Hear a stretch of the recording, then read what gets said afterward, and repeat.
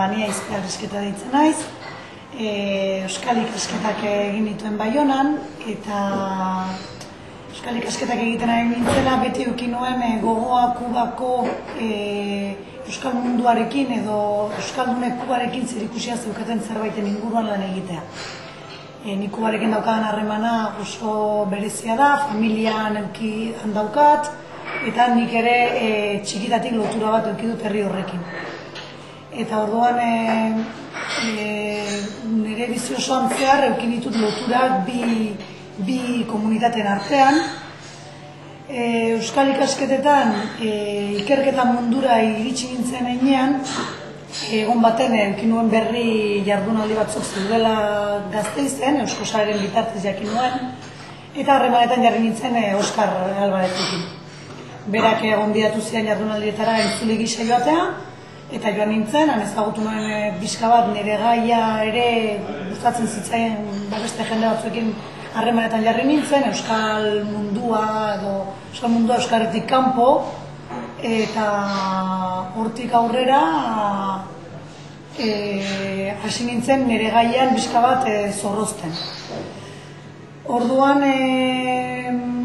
joan nintzen Kubara hainbat alditan eta ikusi begiratu nuen ze gai altzen jorratu, bazeuden bereziki 19. mendean. Hasiera baten zen pixka bat aztertzean nola intzitu zuen bai Kubak Euskal Herrian eta bai Euskal Herriak Kuban aldaketa garai horretan. Eta egun baten Kubatik lortu nuen euskal hildakoen zerrenda bat eskuratu nuen, eta hortik aurrera hasi nintzen gaur egun aurkeztu den lana egiten. Burua zen, azken finean,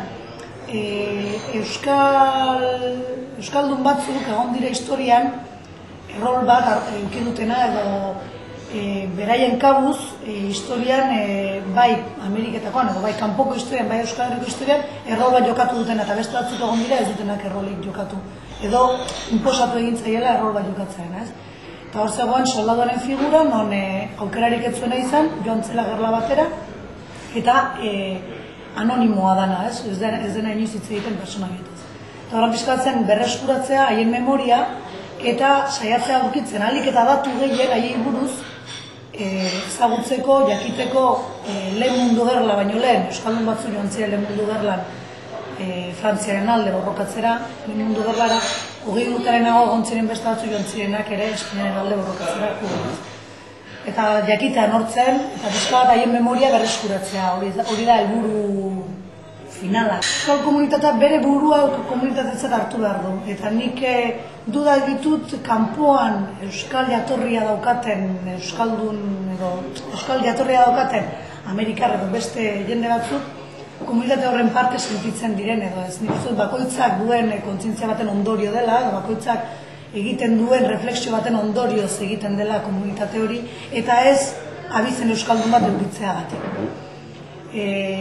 Orduan, borondate bat baldin badago elkarbiltzeko oso ondo, baina borondate bat behar da horretarako.